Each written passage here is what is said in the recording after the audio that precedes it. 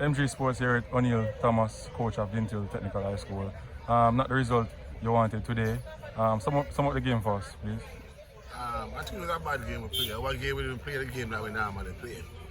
Our team, that team, we pass on the ball, play to them, playing good in transition. And today was just a bad game. One of the things about it, we always losing in the last. We lose now. I think that is the best bet.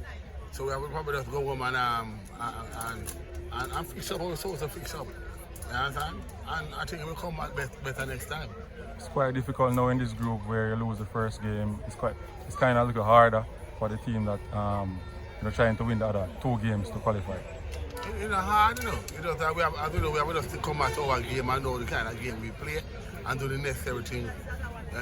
Today was just not even a half day, but a day that we just show up. We didn't show up. You know? So basically we have to just go back to our training ground and do the necessary thing we're supposed to do. Thank you very much, Oniel Thomas, and I hope you continue to do good work and bring Dinthill back to par. Thanks.